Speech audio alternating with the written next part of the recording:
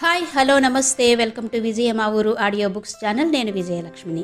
Friends, నవల స్రవంతిలో శ్రీమతి యద్దనపూడి సులోచన రాణి గారి నవల సౌగంధి ఆడియోగా వినిపిస్తున్నాను కదా. మరి ఈరోజు సౌగంధి నవల ఆడియో 6వ భాగం వినిపించబోతున్నాను. మరి ఆలస్యం చేయకుండా కథలోకి వెళ్ళిపోదాం.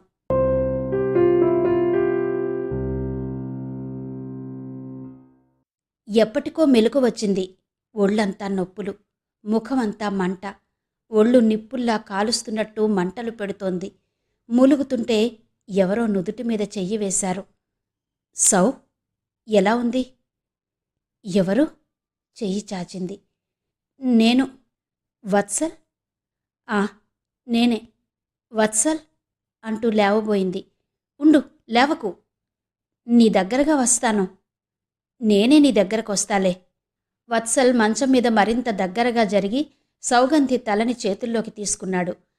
అతని ఛాతీలో తల దాచుకుంది. వత్సల్, నాకేమైంది? అడిగింది. జ్వరం వచ్చింది. నాకేంటో గాభరాగా ఉంది. ఎందుకో భయం వేస్తోంది. ఏం కాదులే, కళ్ళు మూసుకో. ఉండు, ఉడుకులాని పట్టి వేస్తాను. నీకు బాగా జ్వరంగా ఉంది. ఒళ్ళు చూడు ఎలా కాలిపోతోందో. అబ్బా, నిప్పుల్లో పెట్టినంత మంటగా ఉంది. అదే తగ్గుతుందిలే, నువ్వు గాభరా పడకు. ఎందుకలా వణుకుతున్నావు? ఏమో, నాకు తెలీదు. నాకు భయం వేస్తోంది. నిద్రపోమ్మా, నా బంగారు సౌకదు. సౌగంధి ఈ మాటలతో ఏదో మంత్రంలా అతనికి మరింత దగ్గరగా జరిగింది. అతని చేయి భుజాల చుట్టూ ఉంది. చెంపకి అతని ఛాతీ తగులుతోంది. ఒక్క నిమిషానికి అతని గుండె టక్ టక్మని శబ్దం వినిపించసాగింది. సౌగంధికి మళ్లీ నిద్రొచ్చేసింది. ఈసారి బాధలేని, భయం పూర్తిగా పోయిన నిద్ర. గాఢ సుషుప్తిలో హాయిగా ఉంది. మళ్ళీ మెలకు వచ్చింది. మెలకు వచ్చిందా? మీదికి వంగి ఎవరో లలితమైన స్వరంతో అడుగుతున్నారు. ఎవరు? అంది నీరసంగా. గుర్తుపట్టలేదా? నేను లక్ష్మిని. లక్ష్మి? బాగా మెలకు వచ్చింది. అయోమయంగా చూసింది. నేనెక్కడున్నాను? వత్సల్ నిజంగా రాలేదా? అయితే నాకు కలన్నమాట. కాదు కాదు, వచ్చాడు. ఇంతవరకు నీ దగ్గరే కూర్చున్నాడు. దేశాయి గారొస్తే అర్జెంటు పని అని వెళ్ళాడు. దేశాయి? ఆయన ఇక్కడికి ఎందుకొచ్చారు? సౌగంధి లేచి కూర్చుంటుంటే లక్ష్మి సాయం చేసింది. నేను కానీ ఎక్కడున్నాను నేను? సిరిపురంలో, మీ ఇంట్లో, నీ గదిలో. లక్ష్మి ఆ మాటల్ని ఎంతో మురిపెంగా అంటూ వెళ్ళి కిటికీ పక్కన పరదాలు పక్కకు లాగింది. సౌగంధి ఒక్క క్షణం అలాగే చూస్తూ కూర్చుంది. కిటికీలో నుంచి సాయం సంధ్యలో దూరంగా కాలవలో వెళుతున్న పడవల తెరచాపలు కొంగ రెక్కల్లా కనిపిస్తున్నాయి. నేను ఇక్కడికి వచ్చానా ఏంటి? అంది. లక్ష్మి దగ్గరకు వస్తూనే చెప్పింది. నీకు దెబ్బలు తగిలిన రోజునే బాబాయ్ మీ వత్సల్కి టెలిగ్రామ్ ఇచ్చారు. వత్సల్ వచ్చాడు, నిన్నిక్కడికి తీసుకొచ్చాడు. నేను వత్సల్ టెలిగ్రామ్ ఇస్తే మొన్న సాయంత్రమే వచ్చాను. సౌ, ఈ ఇల్లు, ఈ ఊరు ఎంతో బాగుంది కదూ? అంది లక్ష్మి. వత్సల్ వచ్చాడా? అంది అయిష్టంగా. మెల్లమెల్లగా గుర్తుకొచ్చింది. ఆ రోజు రాత్రి ఆటోలో ఎవరో కొట్టడం, తను పరిగెత్తడం. లక్ష్మి, జ్వాల అంది సందేహంగా. తను శ్రీనగర్ వెళ్ళింది. ఏదో పనట. 4 రోజుల్లో వస్తుందట. ఉత్తరం రాసింది. ఇదిగో అంటూ తీసిచ్చింది. అది జ్వాల వ్రాసింది. చేతివ్రాత ఎప్పటిలాగానే పెద్ద పెద్ద అక్షరాలు. డియర్ సౌ, నేను కులాసా, నువ్వు కులాసా అని తలుస్తాను. ఆ రోజు రాత్రి నిన్ను తప్పించలేకపోయాను. కానీ వాళ్ళు నాతో బాగానే ఘర్షణ పడ్డారు. అక్కడే ఆడది అశక్తురాలు అనిపిస్తుంది. పోట్లాట ఇద్దరిది సమమే, ఇద్దరికీ పట్టుదలే. కానీ శారీరక శక్తిలో అబలని చేసి ఈ సృష్టి స్త్రీని అన్యాయం చేసింది. ఆ స్కౌండ్రల్ నీచులు ఆడపిల్ల శరీరం దొరికితే వాళ్లలో 1,00,000 వికారాలు వస్తాయి. తెల్లవారుజామున 4 గంటలకి నైట్ బీట్ కానిస్టేబుల్ రావడంతో నాకు వారి నుంచి విముక్తి లభించింది. నేను 2 రోజుల వరకు నీ గురించి కనుక్కోలేకపోయాను. కనుక్కునేసరికి మీ ఊరి నుంచి మీ వత్సల్ వచ్చి నిన్ను తీసుకువెళ్లాడని నాకు అంకుల్ చెప్పారు. నాకు చాలా ఈర్ష్య అనిపించింది. చూసావా, నీకు అసలేం ప్రమాదం జరగలేదు. 4 దెబ్బలు తగిలాయేమో. కానీ నా మీద అత్యాచారం జరిగింది. కానీ నా గురించి ఎవరు ఆలోచిస్తారు? ఎవరు గుండెల్లో దాచుకుంటారు?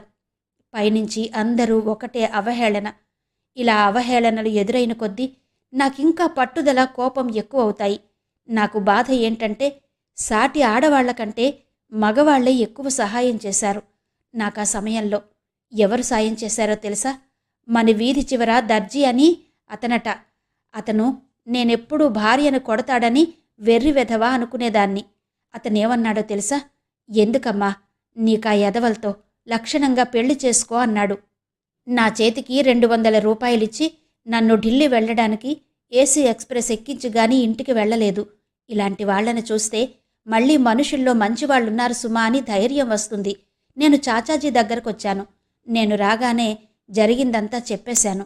చాచాజీ, జరిగిన దుర్ఘటన కంటే ఇంకోటి జరుగుతుందేమో నాకు భయం. దాన్నించి నువ్వు రక్షించాలి. నేను ఏ ప్రెగ్నెంటో అయితే అన్నాను. చాచాజీ ఏడ్చేశాడు. చాలా బాధపడ్డాడు. కాబట్టి ఇంకో నెల వరకు నేనిక్కడి నుంచి రాను. ఉత్తరం రాయి. నువ్వెలా ఉన్నావు? సౌ, నువ్వు అదృష్టవంతురాలివి. జీవితం నిన్ను అన్యాయం చేయదు. నా విషయం చూడు. నేనిప్పటికి చాలాసార్లు అగాధంలో పడ్డాను. 14 సంవత్సరాలప్పుడు ఒకసారి, 12 సంవత్సరాలప్పుడు ఒకసారి. వ్యక్తులు ఎవరైతేనే అనుభవం ఒక్కటే. ఒక్కోసారి జీవితం మీద భీతిగా ఉంటుంది. ఈ చేదు అనుభవాలు నన్ను గరళంలా చంపేస్తాయేమో అనిపిస్తుంది. కానీ నీకు తెలుసు, నేను మొండిదాన్ని. నా మనసు బండబారిపోయింది. ఈ జీవితానికి 22 సంవత్సరాల వయస్సే, కానీ ఈ మనసుకు 200 సంవత్సరాల ముసలితనం. ఒక్కోసారి ఈ జీవితంలో ఏం చెయ్యాలో తెలియదు నాకు. సౌ, ఉంటాను. నువ్వు జవాబు వ్రాయి. నేను హైదరాబాద్ వస్తాను. హైదరాబాద్ అంటే ఎందుకంత ఆకర్షణ అని కదూ? ఆకర్షణ ఉంది సౌ. ఈసారి కలిసినప్పుడు చెబుతాను. ఆ లక్ష్మి ఎందుకో నాకు నచ్చలేదు సౌ. అలాంటి వాళ్ళు ఎక్కువ ఉండబట్టే నాలాంటి వాళ్ళకి ఇంత చెడ్డ పేరు అనుకుంటాను. భర్త పోతే ఇంకో పెళ్లి చేసుకోవచ్చుగా. ఏంటా పాతివ్రత్యం? నాకు నచ్చదు. బై. జ్వాల. టీ తాగుతావా అంటూ లక్ష్మి అడిగింది. వద్దు లక్ష్మి. ఉత్తరం చదివి మడత పెట్టి దిండు కింద పెడుతూ అన్నాను. ఏంటి వద్దంటోంది? వత్సల్ లోపలికొచ్చాడు. నేనతన్ని చూస్తున్నాను. నా వైపు అతను చూసే భావాలని బట్టి నా పట్ల అతని మనసులో ఎలాంటి భావముందో అంచనా వేయగలను. టీ వద్దంటోంది చెప్పింది లక్ష్మి. అన్నీ వద్దు అనడం తనకు అలవాట్లే. మందు వేసుకుందా అన్నాడు. లేదు, ఇంత క్రితమే నిద్రలేచింది. మంచినీళ్లు తీసుకురా లక్ష్మి. అలాగే. లక్ష్మి లోపలికి వెళ్ళింది. సౌగంధి ఆశ్చర్యంగా ఆ ఇద్దరినీ చూస్తోంది. వీరిద్దరికీ ఇంత చనువు ఎప్పుడొచ్చింది అనుకుంది. ఎలా ఉంది? అతను నా దగ్గరకొచ్చి నుదిటి మీద చెయ్యి వేస్తూ అన్నాడు. జ్వరం రాలేదులే. అమ్మయ్యా. రాత్రి పొద్దుపోయిన తర్వాత వత్సలొచ్చాడు. అతను రాగానే సరాసరి సౌగంధి గదిలోకొచ్చాడు ముందు. సౌ అని పిలిచాడు. సౌగంధి కోపంతో మేలుకొని ఉండి కూడా పలకలేదు. అతను భోజనానికి వెళ్ళాడు. తిరిగి వచ్చేసరికి సౌగంధి పుస్తకం చదువుకుంటోంది. అతను ఆశ్చర్యంగా అడిగాడు. ఇదేంటి? ఇంతకుముందు పిలిస్తే పలకలేదు? మంచి నిద్ర పట్టిందనుకున్నాను అన్నాడు. నిద్ర రాలేదు. నేనే కళ్ళు మూసుకున్నాను. ఏంటి అలా ఉన్నావు? ఏవైంది అడిగాడు. చాలా చిరాగ్గా ఉంది. అత్తయ్య పోయిన తర్వాత ఈ ఇంటిని నువ్వు సత్రం చేశావని నాకు తెలియదులే. అతను చకితుడైనట్టు చూశాడు. సత్రమా అన్నాడు అర్థం కానట్టు చూస్తూ. అవును, సత్రం కాకపోతే ఇంకేంటి? ఇంత క్రితం ఎవరో ముక్కు ముఖం తెలియని అమ్మాయి సరాసరి నా గదిలోకొచ్చి నేనున్నానని కూడా చూడకుండా వెళ్ళి బీరువా తెరిచి డబ్బు తీసుకువెళ్ళింది. ఓ, నాయకి సంగత నువ్వు చెప్పేది? నేనే తెమ్మన్నాను. ఆ చనువే నాకు అర్థం కావడం లేదు. నువ్వంతగా కావాలంటే ఈ బీరువా తీసుకెళ్ళి నీ గదిలో పెట్టుకో, అంతేగాని నా గదిని సత్రం చేయవద్దు. వత్సల్ చిరునవ్వుతో చూశాడు. అవును మరి, అయిన వారింట్లో లేకపోతే ఇల్లు సత్రమే అవుతుంది. కావాలనుకున్న వాళ్ళు దగ్గరుండి జాగ్రత్త చేసుకోవాలి అన్నాడు. ఆ అమ్మాయి నీ ఫ్రెండ్ అని చాలా గొప్పగా చెబుతోంది. అతను వెళ్ళబోతూ ఆగి అన్నాడు. నీకు ఈర్ష్య? ఒక్క సెకన్ ఆగి అన్నాడు. నన్ను వేరే పెళ్లి చేసుకోమని సలహా ఇచ్చావుగా, నీకెందుకు ఈర్ష్య అన్నాడు. వత్సల్. సౌగంధి దిండు తీసి గిరాటు కొట్టింది. అది అతనికి తగల్లేదు. కాళ్ల దగ్గర పడింది. ఇంతలో లక్ష్మి వచ్చింది. ఏంటి అంది ఇద్దరినీ చూస్తూ. ఏం లేదు. వత్సల్ దిండు తెచ్చి సౌగంధి తల కింద అమర్చి వెళ్ళిపోయాడు. నన్ను వేరే పెళ్లి చేసుకోమని సలహా ఇచ్చావుగా, నీకెందుకు ఈర్ష్య? అవును మరి, అయిన వారు ఇంట్లో లేకపోతే ఇల్లు సత్రమే అవుతుంది. వత్సలన్న ఈ మాటలే సౌగంధి చెవుల్లో మారుమోగసాగాయి. ఎప్పుడూ ఇంతే. తను ఎప్పుడైతే అతనితో బాగా మాట్లాడాలని, చాలా కృతజ్ఞత తెలియచేయాలని అనుకుంటుందో అప్పుడే ఏదో ఒక తగాదా వస్తుంది. సౌగంధి దిండులో తలదాచుకుని ఏడవసాగింది. నేను పరీక్ష తప్పడంతో వత్సల్కి లోకువైపోయాను.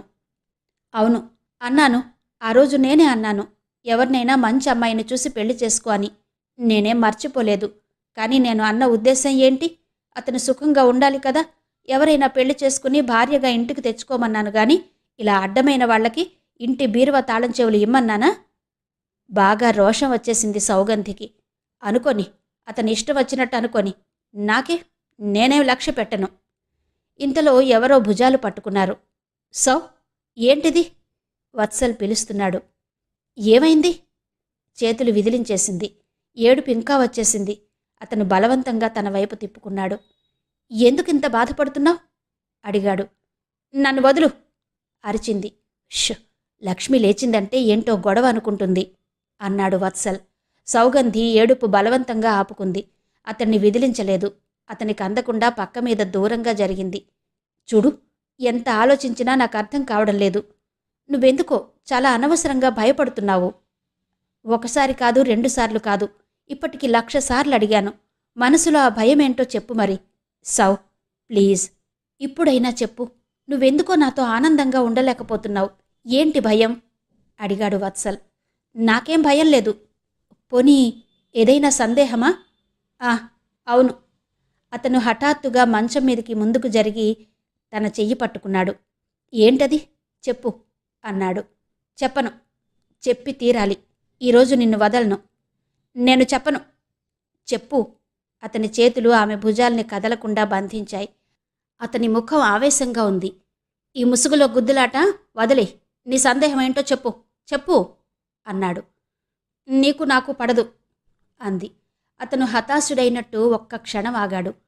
ఎందుకలా అనుకుంటున్నావు? మనిద్దరి మధ్య పెద్ద ఆఘాతం ఉంది. ఏంటది? నీకు చదువు లేదు, నాకు చదువుంది. నువ్వు పల్లెటూరు వాడిలా ఈ ఊరు వదిలి వస్తే ఎందుకు పనికిరావు. నేను ఈ ఊళ్ళో ఉండను. మనిద్దరికీ కుదరదు. అప్పుడు చెప్పానని ఇవాళ నన్ను దెప్పావు చూడు. ఇప్పుడు మళ్ళీ చెబుతున్నాను, నువ్వు ఎవరినైనా చూసి పెళ్లి చేసుకో. ఆ నాయకైతే మరీ బాగుంటుంది. సౌగంధి చెంప చెళ్ళుమంది. చెంప పట్టుకుని షాక్ తిన్నదానిలా చూస్తోంది.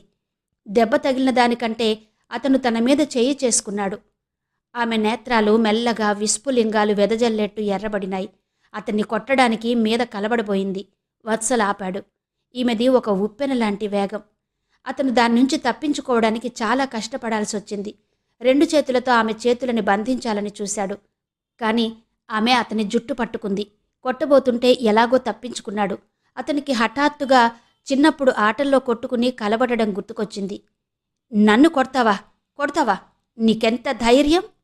శివంగల అంటూ ఉండగానే సౌగంధికి ఏడుపొచ్చేసింది. అప్పటికతను ఆమెను తన గుండెల మీద బిగించి కదలకుండా అదిమి పట్టుకున్నాడు. సారీ. అతని మాటలు ఆంతర్యపు లోతుల్లో నుంచి ఎగజిమ్ముతున్నట్టుగా ఉన్నాయి. హఠాత్తుగా అతను ఆమె ముఖాన్ని తన ముఖం దగ్గరకు చేర్చుకున్నాడు.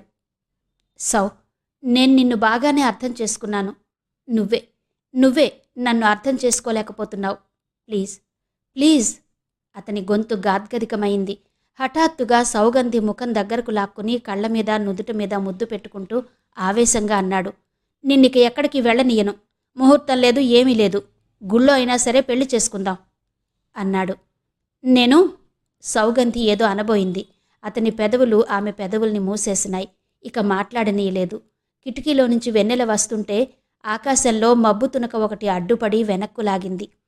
ఒక 1 రోజుల తర్వాత హైదరాబాద్లో షాపు మళ్లీ తెరిచారు. ఈసారి క్షీరసాగరం గారు, లక్ష్మి కూడా భాగస్వామిగా కలవడంతో సౌగంధికి షాపు నిర్వహణ చాలా సులభమైంది. లక్ష్మికి ఏ పని చెప్పినా చాలా బాధ్యతతో నిర్వహిస్తుంది. షాపులోకి కావలసిన సామాను క్షీరసాగరం గారే తీసుకొస్తున్నారు. దాంతో షాపు దినదినాభివృద్ధి చెందుతున్న సౌగంధి చదువుకి ఏమాత్రం ఆటంకం లేకుండా పోయింది. ఆ రోజు సౌగంధి షాపులో కూర్చుని జమా ఖర్చులు చూస్తోంది. పనికుర్రాడు సీను వచ్చి, అమ్మా ఎవరో వచ్చారు అన్నాడు. ఎవరు? సౌగంధి పుస్తకాల్లో నుంచి తలెత్తేసరికి ఎదురుగా టేబుల్ మీద చేతులానించి ఒక యువకుడు నిలబడి ఉన్నాడు. సౌగంధి తలెత్తగానే, ఎక్స్క్యూజ్ మీ, లక్ష్మి అని ఉన్నారా ఇక్కడ? అడిగాడు. తన చేతిలో నుంచి ఉత్తరం తీసి చూపించాడు. అది లక్ష్మి చేతివ్రాత. సందేహం లేదు. కూర్చోండి అంటూ కుర్చీ చూపించింది. సీను, వెళ్ళి లక్ష్మిగారికి ఎవరో వచ్చారని చెప్పిరా అంది. సీను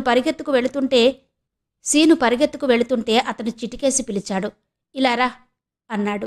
సీను దగ్గరికి రాగానే, వినోద్ వచ్చాడని చెప్పు అన్నాడు. సీను తల ఊపి పరిగెత్తాడు. సౌగంధి వ్రాసుకోవడంలో లీనమైపోయింది. వినోద్ షాపంతా కలియ చూస్తున్నాడు. ఎక్కడ చూసినా బట్టల పెట్టెల దొంతరలే, వేలు పెట్టే సందులేదు. అతను ఒక నిమిషం తలదించి తదేకంగా వ్రాసుకుంటున్న సౌగంధిని చూశాడు. ఇంతలో లక్ష్మి వచ్చింది. అరే వినోద్, ఏంటి ఎప్పుడొచ్చావు అంది. లక్ష్మి గొంతులో సంతోషానికి ఆశ్చర్యపోయినట్టుగా సౌగంధి తలెత్తి చూసింది. నేనొచ్చి వారమైంది లక్ష్మి. పనులతో రావడానికి తీరికే లేకుండా పోయింది. మమ్మీ రోజూ సాధింపు. ఈరోజు మాకు సెలవు, అందుకని తప్పనిసరిగా వెతుక్కుంటూ వచ్చాను. నువ్వెలా ఉన్నావు? అతను లక్ష్మిని చూస్తూ, బాగానే ఉన్నావు, నీలో ఏదో మార్పు కనిపిస్తోంది అన్నాడు. లక్ష్మి నవ్వేసింది.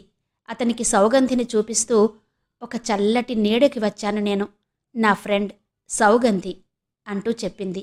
సౌగంధి, వినోద్ మాకు దూరపు బంధువు, బంధువులబ్బాయి. బంధుత్వం కంటే స్నేహమే ఎక్కువ. ఆయన వాళ్ళ అమ్మగారిని స్వంత తల్లిలా చూసేవారు. వినోద్ ఆయన ఇద్దరిని చూస్తే ఆ చనువు, స్వతంత్రం సొంత అన్నదమ్ములే అనుకుంటారెవరైనా అంది. సౌగంధి పుస్తకాలు వదిలి లేచి నమస్కరించింది. వినోద్ కూడా ప్రతి నమస్కరిస్తూ, సౌగంధి చాలా బ్యూటిఫుల్, వెరీ రేర్ నేమ్ అన్నాడు. ఇది నిజం సుమా అన్నాడు. అతని కళ్లలో ప్రశంస స్పష్టంగా కనిపిస్తోంది. కూర్చో వినోద్, మమ్మీ ఎలా ఉన్నారు అంది లక్ష్మి. బాగానే ఉంది, నన్ను సాధించడంలో మాత్రం షరా మామూలే అన్నాడు. లక్ష్మి నవ్వేసింది. పాపం, ఆవిడ సాధింపే కనిపిస్తుంది గాని నువ్వావిడిని ఏడిపించడం కనిపించదు అంది. ఏం చేస్తాం లక్ష్మి, జీవితం అంటే అంతే. ఒకరి కోసం బ్రతకడం అంటూ ప్రారంభిస్తే మన కోసం అంటూ చివరికి ఏమీ మిగలదు అన్నాడు. అంకుల్ని చూస్తావా అంది లక్ష్మి. ఎవరు? క్షీరసాగరం గారేనా? ఆయనే. ఇంకెవరున్నారు మరి? ష్యూర్, తప్పక కలుస్తాను. లేవబోయి ఆగిపోతూ, లక్ష్మి, ఈ మార్జాల సంపద ఇంకా అంటుండగానే అతని కాళ్ల కింద నుంచి ఓ పిల్లి పరిగెత్తింది. అతను కంగారుగా చూసేసరికి పిల్లి బయటికి పరిగెత్తింది. లక్ష్మి పక్కున నవ్వింది. లక్ష్మి, వినోద్ క్షీరసాగరం గారి ఇంటివైపు వెళ్లారు. అరగంట తర్వాత తిరిగొచ్చారు. రేపు మా ఇంటికి లక్ష్మి వస్తోంది, మీరు కూడా రండి అంటూ వినోద్ సౌగంధిని ఆహ్వానించాడు. అది లక్ష్మి చెప్పించిన విషయమేనని తెలిసిపోతుంది. వినోద్ వస్తానని చెప్పి వెళ్ళిపోయాడు. లక్ష్మి వినోద్ గురించి చెప్పింది. మైత్రేయ ఆంటీకి 2 కొడుకులు. పెద్దతని జీవితం చాలా విషాదంగా ముగిసింది. ఇష్టపడి జలంధర అనే అమ్మాయిని పెళ్లి చేసుకున్నాడు. మైత్రేయ ఆంటీకి ఇష్టం లేకపోయినా పెళ్ళైపోయింది కాబట్టి రాజీపడి కొడుకుని, కోడల్ని ఇంటికి తెచ్చేసుకుంది. ఆవిడికి పెద్ద కొడుకు రామకృష్ణ అంటే ప్రాణం. పెళ్ళైన కొద్ది రోజుల వరకు రామకృష్ణ, జలంధర అన్యోన్యంగా బాగానే ఉన్నారు. కానీ తర్వాత భార్యాభర్తలకి పడకుండా పోయింది. అతనెప్పుడూ తాగి పడి ఉండేవాడు. అత్తయ్య ఎంతో ప్రయత్నం చేసింది. ఏం జరిగిందో తెలీదు. చివరికి అతనొకనాడు రాత్రి పడుకున్నవాడు ఇక లేవలేదు. డాక్టర్లు రాత్రి స్లీపింగ్ పిల్స్ ఎక్కువ మోతాదులో వేసుకున్నాడని చెప్పారు. అతనికి భార్యతో పోట్లాటలు కూడా, పెద్దగా ఘర్షణ జరిగినట్టు కూడా ఏం లేదు. అత్తయ్య కొడుకు ఎలాగూ పోయాడు, జలంధర కడుపుతో ఉంది, ప్రసవించే రోజులని జలంధరని వదలలేదు. జలంధర ప్రసవించింది. మగపిల్లవాడు పుట్టాడు. అత్తయ్య రామకృష్ణ మళ్ళా పుట్టాడని సంబరపడిపోయింది. వాడిని క్షణం కూడా దించకుండా తనే అపురూపంగా పెంచి పెద్ద చేసింది. ఇప్పుడు వాడికి 4 సంవత్సరాలు. ఆ ఇంట్లో సంపదకి లోటు లేదు, అంతా బాగానే ఉంది. కానీ రామకృష్ణ మరణం ఒక్కటే లోటు. అత్తయ్య క్షణం కూడా అతని చావుని మరవలేదు.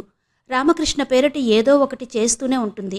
కాసేపు దాన ధర్మాలంటుంది, మరి కాసేపు అతని పేరు మీద చదువుకునే విద్యార్థులకి స్కాలర్షిప్స్ అంటుంది, సంతర్పణలంటుంది. డబ్బు ఖర్చు చేస్తూనే ఉంటుంది. వినోద్ని పెళ్లి చేసుకోమని పోరు పెడుతుంది. మా అమ్మ పిచ్చి చూసి, ఏ అమ్మాయి మా ఇంట్లో ఉంటుంది అనేవాడు వినోద్. అసలు కారణం అది కాదు సౌగంధి. తను పెళ్లి చేసుకుంటే ఆ అమ్మాయి ఈ వాతావరణంలో ఇమడలేక తను వేరే వచ్చేయమంటుంది. అప్పుడు మా అమ్మ గతి ఏంటి, ఆ చిన్నారి రామకృష్ణ జలంధర సంగతేంటి అని. అందుకే ఆ జన్మాంతం నేను బ్రహ్మచారిగా ఉండదలుచుకున్నాను అంటాడు. నాకు వినోద్ని చూస్తే చాలా జాలేస్తుంది అని చెప్పింది లక్ష్మి. ఏంటో ఒక్కొక్క జీవితానికి ఒక్కొక్క లోటు కదా. నేను చూస్తున్నాను, ఈ లోకంలో సంపూర్ణమైన ఆనందంతో ఎవ్వరూ బ్రతకడం లేదు అంది లక్ష్మి నిట్టూర్పుతో. అవును అంది సౌగంధి. తన విషయం, వత్సల్ విషయం ఏంటి? అన్నీ ఉన్నాయి, కానీ ఇద్దరి మధ్య చిన్న భేదాభిప్రాయం. అదే ఒక పెద్ద అఘాతమైపోయింది. తను ఎన్నోసార్లు ఇదంతా వదిలేసి వత్సల్ కోసంగానూ అతన్ని పెళ్లి చేసుకుని ఆ పల్లెటూరులో ఉండిపోవాలి అని ఎంతగానో అనిపిస్తుంది. ఆ నిర్ణయం తీసుకోగలదు, కానీ తర్వాత జరగబోయేదేంటో తనకి బాగా తెలుసు. అక్కడ ఉండలేక, కాలక్షేపం లేక ఇక అతన్ని ద్వేషించడం మొదలు పెడుతుంది. చివరకు జరిగేది అదే. సౌగంధి అప్రయత్నంగా గుండెల మీద చెయ్యి వేసుకుంది. తనకి ఈ ప్రపంచంలో ఉన్నది ఒకే ఒక్క మనిషి, అతనే, వత్సల్. అతన్ని ద్వేషించటమా? అతన్ని ద్వేషించడం ప్రారంభిస్తే ఇక తనకి ఎవరున్నారు? ఇది చెప్పినా వత్సల్కి అర్థం కాదు. అలా ఎప్పటికీ జరగదు. అది నీ భయం, ఒక అపోహ అని తీసి పారేస్తాడు. తనతనికి వివరించి చెప్పలేదు. ఆ రోజు అతను పెళ్లి చేసుకుంటాను అని ఆల్టిమేటం ఇచ్చేసినట్టు చెప్పిన మర్నాడు ఉదయం లక్ష్మిని తీసుకుని హైదరాబాద్కొచ్చేసింది. వత్సల్ ఆ సమయానికి ఇంట్లో లేడు. రామకృష్ణ మఠం పనిమీద వేరే ఊరు వెళ్ళాడు. సాయంత్రానికి గాని రాడని తెలుసు. రాగానే అతనికి టెలిగ్రామ్ ఇచ్చింది. వత్సల్, నేనసలు పెళ్లి చేసుకోను. నాకిష్టం లేదు. నన్ను బలవంతం చెయ్యవద్దు. నువ్వు నేను కోరే వరకు ఇక్కడికి రావద్దు. దానికతను సమాధానమివ్వలేదు. కానీ రానూ లేదు. మౌనంగా ఉండిపోయాడు. అతని మౌనం సౌగంధికి బాగా చిరపరిచితమే. చాలా కోపం వస్తే అతను అస్సలు మాట్లాడడు. బహుశా ఇప్పుడు అంతే అయి ఉంటుంది. చదువు బాగా సాగుతోంది. షాపు కూడా అమ్మకాల్లో బాగా అందుకుంది. డబ్బుకి ఇబ్బంది లేదు. సౌగంధి లక్ష్మితో పాటే క్షీరసాగరం గారి ఇంట్లో ఉంటోంది. ప్రస్తుతం జీవితం హాయిగా ఉంది. సమస్యల్లేవు. సౌగంధి కోరుకునేదిదే. జీవితం అశాంతులకి ఆలవాలంగా ఉండకూడదు. ప్రేమ సదనంలా ఉండకపోయినా ఏం పర్వాలేదు. శాంతి నిలయంగా మాత్రం తప్పక ఉండాలి. లక్ష్మి తోడు జీవితంలో ఒక వరంలా అనిపించసాగింది. లక్ష్మి, పిల్లలు తనకి ఎంత చనువు. మర్నాడు ఉదయం 10 గంటలకల్లా వినోద్ కారు తీసుకుని వచ్చాడు. లక్ష్మి సౌగంధి రానని అంటున్నా బలవంతం చేసి బయలుదేరదీసింది. ఒక్కదానివే ఇంట్లో ఏం చేస్తావు? ఎక్కువసేపు ఉండను నేను కూడా. త్వరగానే వచ్చేద్దాంలే, రా అంది. సౌగంధి ఇష్టం లేకపోయినా లక్ష్మి మాట కాదనలేక బయలుదేరింది. కొత్త వాళ్ళ ఇంటికి వెళ్లడం అనేది బొత్తిగా అలవాటు లేదు. చాలా ఇబ్బందిగా అనిపిస్తోంది. వినోద్ కారులో దోవ పొడవునా లక్ష్మి భర్త కబుర్లే మాట్లాడాడు. పావుగంటలో ఇంటికి చేరుకున్నారు. ఆ ఇంటిని, ఆ వాతావరణం చూడగానే సౌగంధి ఒక్క క్షణం ముగ్ధురాలైపోయినట్టు, తన చిరాకు మరచిపోయినట్టు అయిపోయింది. కారు ఆగగానే మైత్రేయ గారు కారు దగ్గరగా వచ్చి తలుపు తీసి దిగువస్తున్న లక్ష్మిని కౌగలించుకుంది. ఎన్నాళ్లయిందమ్మా నిన్ను చూసి అంది. అంటూ ఉండగానే ఆమె కళ్లల్లో అప్రయత్నంగా నీళ్లు తిరిగాయి. నిన్ను, మీ ఆయన, నన్ను, నా కొడుకు మోసగించి వెళ్ళిపోయారు. మనం వాళ్ళకి ఏం ద్రోహం చేశామని అంది. ప్లీజ్ మమ్మీ అన్నాడు వినోద్. ఏదో లేరా, నా చాదస్తం నాది. లక్ష్మిని చూడగానే మన ఆ ఆనందపు రోజులు గుర్తుకొచ్చాయి. నవ్వుతూ తుళ్ళుతూ 2 కుటుంబాలు ఎలా ఉండేవాళ్లం. మమ్మీ ప్లీజ్ అంది లక్ష్మి కూడా అనునయంగా. సౌగంధిని చూపిస్తూ, ఇదిగో నా ఫ్రెండ్ సౌగంధి అంటూ పరిచయం చేసింది. సౌగంధి నమస్కారం చేసింది. ఏంటి, సౌగంధియా? ఎంత మంచి పేరమ్మా అందావిడ. నేను వినగానే అదే మాట అన్నానమ్మా. Very rare name. ఆవిడ మరోసారి సౌగంధి భుజాల చుట్టూ చెయ్యి వేసింది. రామ్మా రా. మా ఇంట్లో డబ్బుకి కొదవలేదు. బాగానే ఉంది. కానీ పిసరంత కూడా సంతోషం లేదు. నేనెప్పుడూ అనుకుంటూ ఉంటాను, అసలు మేము పేదవాళ్లమా, డబ్బున్నవాళ్లమా అని. ఎవరైతేనే చివరికి అందరూ ఆ పరమేశ్వరుని చేతిలో తోలుబొమ్మలే కదా. మన చేతుల్లో ఏముంది? ఆయన ఆడించినట్టు కదులుతూ ఉంటాం అందావిడ. మమ్మీ ప్లీజ్ అన్నాడు వినోద్. అతని కంఠంలో అసహనం తొంగి చూస్తోంది. అననులేరా, అనను అందావిడ. అందరూ లోపలికొచ్చారు. ఆ ఇల్లు చూడగానే సౌగంధి తన చిరాకంతా మాయమైపోయినట్టు ముగ్ధురాలయింది. ఇల్లు ఎంత బావుంది. కిటికీలకి పింక్ కలర్ లతలున్న కట్టెళ్ళు, చక్కటి సోఫాలు, నేలమీద తివాసి, తళతళా మెరుస్తున్న ఇత్తడి కుండీలో పచ్చటి చెట్లు, అక్కడక్కడ గోడలకి మహమ్మదీయుల కాలం నాటివైన తైలవర్ణ చిత్రాలు. ఇల్లు ఎంతో శుభ్రంగా ఉండడంతో ఆ చేసిన అలంకరణ 4 రెట్లు ఎక్కువైనట్టుగా ఉంది. అందరూ కూర్చున్నారు. ఇంతలో ఒక బాబు పరిగెత్తుకొచ్చాడు. మామ్మ అంటూ మైత్రేయి గారి ఒడిలోకెక్కాడు. రాము, ఇంతసేపు ఎక్కడికి వెళ్ళావురా నాన్నా? ఆవిడ ఆ పిల్లాడిని కౌగలించుకున్న తీరు చూస్తే ఆ చిన్నారి క్షేమంలోనే ఆవిడ బ్రతుకంతా ఉన్నట్టుగా ఉంది. జలంధర, మైత్రేయి పిలిచింది. వస్తున్నా ఆంటీ. లోపల నుంచి అత్యంత నాజూకుగా ఉన్న స్వరం వినిపించింది. 10 నిమిషాల తర్వాత పరదా తొలగించుకుని ఒక యువతి వచ్చింది. ఆమె అందానికి ఎవ్వరూ రెప్ప వెయ్యలేనట్టవుతారు. కాస్త పొడగరిగా నాజూగ్గా ఉంది. ఖరీదైన మెత్తటి నీలం రంగులో లతలున్న కాశ్మీర్ సిల్క్ చీర కట్టుకుంది. ముత్యాల నగలు పెట్టింది. ఆమెకి ముత్యాలంటే ఇష్టం కాబోలు. మెడకి, చెవులకి, చేతులకి, చివరికి వేళ్ల ఉంగరానికి కూడా ముత్యాలు పొదిగే ఉన్నాయి. లక్ష్మి సౌగంధిని పరిచయం చేసింది. జలంధర సౌగంధిని ఒక్క అరనిమిషం పరిశీలనగా చూసింది. ఆ చూపు ఎందుకో సౌగంధి మనసుకి గేలం వేసినట్టుగా అయింది. వాళ్లకి షర్బత్ ఇచ్చి వెళ్ళి అత్తగారి పక్కన కూర్చుందామె. రాము వెంటనే మా అమ్మ ఒడిలో నుంచి తల్లి ఒడిలోకి దూకాడు. జలంధర కూడా రాముని దగ్గరకు తీసుకున్న వైనం మైత్రేయిలాగానే ఉంది. ఆ పసివాడు లేకపోతే వాళ్ల జీవితమే లేదు అన్న భావన. ఫోన్ మోగింది. వినోద్ వెళ్ళాడు. అతను మంచి ఉచ్చారణతో బాగా అలవాటున్నట్టుగా ఇంగ్లీష్లో ధారాళంగా మాట్లాడేస్తున్నాడు. అతని గొంతులో ఒక రకమైన ఆకర్షణ ఉంది. మైత్రేయి గారు సౌగంధి తల్లిదండ్రుల గురించి అడిగింది. లేరని చెప్పిందామె. మొన్న అత్తయ్య పోయిందని చెప్పింది. షాపు గురించి వివరాలు చెప్పింది. లక్ష్మీ మైత్రేయి గారు మాట్లాడుకుంటుంటే సౌగంధి ఇంటినే గమనిస్తోంది. కలర్ టీవీ, పుస్తకాల బీరువా, ఫోను, అన్ని సదుపాయాలతో ఆ ఇల్లు అదొక ప్రత్యేక లోకంలా కనిపిస్తోంది. మధ్య మధ్యలో సౌగంధి జలంధరని గమనిస్తోంది. జలంధర ఎటువైపు చూడ్డం లేదు. తల నిమురుతూ వాడినే చూస్తోంది. జలంధరకి అత్తగారి మాటల పట్ల ఆసక్తి ఏమాత్రం ఉన్నట్టు కనిపించడం లేదు. లేకపోతే గంటసేపు అలా నోరు మెదపకుండా కూర్చోగలుగుతారా? ఆ రోజు లక్ష్మీ, సౌగంధి, మైత్రేయి గారి బలవంతం వల్ల అక్కడే భోజనం చేశారు. రాముకి వినోద్ దగ్గర బాగా చనువు. మాటిమాటికి బాబాయ్ అంటూ అతని మీద పడతాడు. భోజనం దగ్గర రాము వినోద్ ఒడిలో కూర్చుని అతను అన్నం తినిపిస్తుంటే తిన్నాడు. మా ఇంట్లో అందరికీ వీడంటే ప్రాణం అన్నాడు వినోద్. అంటూనే రాముని తల్లి ఒడిలోకి దింపాడు. సౌగంధికి, లక్ష్మికి అర్థమైంది. వినోద్కి రాము అంటే ఇష్టమే గాని అతనే జీవితం అన్నట్టుగా వాని చూపుల్లా లేవు. అది చాలా సహజం కూడా. వినోద్ తనే మళ్ళీ ఇంటికి తీసుకొచ్చి దించాడు. తోవలో డ్రైవ్ చేస్తూ అన్నాడు. లక్ష్మి, ఒక్కోసారి అమ్మ అన్న మాటలే నిజం అనిపిస్తుంది. మనమంతా ఆ దేవుడి చేతిలో ఆడే బొమ్మలమేనేమో. అన్నయ్య పోవడం కాదుగాని నా జీవితం రెట్టింపు భారం అయిపోయింది అన్నాడు. చూసావుగా అమ్మ, జలంధర, రాము ప్రాణం ఎలా తీసేస్తారో. వాళ్ల అతిగారాబంతో వాడు పెద్దయితే ఎలా తయారవుతాడో అని నాకు భయంగా ఉంది అన్నాడు. అవును వినోద్ అంది లక్ష్మి. వినోద్ వాళ్ళని దించి కాసేపు కూర్చుని వెళ్ళిపోయాడు. వెళ్ళటానికి అయిష్టంగా లేస్తూ, లక్ష్మి, ఒక్కొక్కసారి నాకు చాలా విసుగు వస్తోంది. ఇంటికి వెళితే ఏముంది? ఎంతసేపు అమ్మ, జలంధర, అన్నయ్య లోకం తప్ప ఈ లోకంలో ఉండరు. ఇల్లంతా ఏంటో నిశ్శబ్దం. ఇక్కడ నీ పిల్లలు చూడు ఎంత సహజంగా ఉన్నారో. వచ్చినప్పటి నుంచి చూస్తున్నాను. వారి బొమ్మలు, వారి ఆటలు, నవ్వులు తప్ప వారిద్దరూ ఇటు రానే రావడం లేదు అన్నాడతను. నువ్వు పెళ్లి చేసుకో వినోద్ అంది లక్ష్మి. పెళ్ళా? నేనా? వెళ్ళడానికి లేవబోతున్న అతను ఆగిపోయాడు. పెళ్లి చేసుకుని తీసుకొచ్చిన అమ్మాయిని నేనేం సుఖపెడతాను లక్ష్మి? ఈ శ్మశానంలోకి మరో అమ్మాయిని తీసుకురావడం నాకేమాత్రం ఇష్టం లేదు. ఈ జన్మలో నాకు పెళ్లి యోగం లేదు. అది ఇక్కడ రాసి ఉంది అంటూ నుదుటి మీద వేళ్లతో రాసి చూపించాడు. వస్తాను. అతను వెళ్ళబోతూ సౌగంధి దగ్గర ఆగి, మీరు నన్ను క్షమించాలి సుమా. ఈరోజు సెలవంతా మిమ్మల్ని బాగా బోరు కొట్టించాను. నన్ను తిట్టుకుంటున్నారా అన్నాడు. అబెబే, లేదు లేదు అంది సౌగంధి.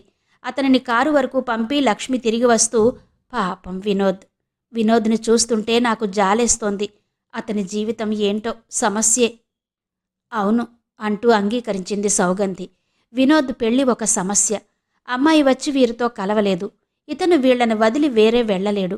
ఏంటో ఆ మైత్రేయి గారు చెప్పింది నిజమేనేమో. అందరం ఆ పరమేశ్వరుని చేతిలో తోలుబొమ్మలమేనేమో అనుకుంది సౌగంధి. సౌగంధి కళ్ల ముందు మాటిమాటికి అందంగా ఉన్న ఆ ఇల్లే గుర్తుకొస్తోంది. కాని అంతలోనే అపశృతిలా ఆ ఇంట్లో రామకృష్ణ మరణం వృత్తాంతం కూడా గుర్తుకొస్తోంది. ఆ రాత్రి సౌగంధికి విచిత్రమైన కల వచ్చింది. తను ఆ ఇంట్లో తిరుగుతుంది. రామకృష్ణ వెంట పడుతున్నాడు. ఉలిక్కిపడి లేచింది. ఒంటి నిండా చెమటలు తెగ కారుతున్నాయి. లేచి మంచినీళ్లు తాగి పడుకుంది.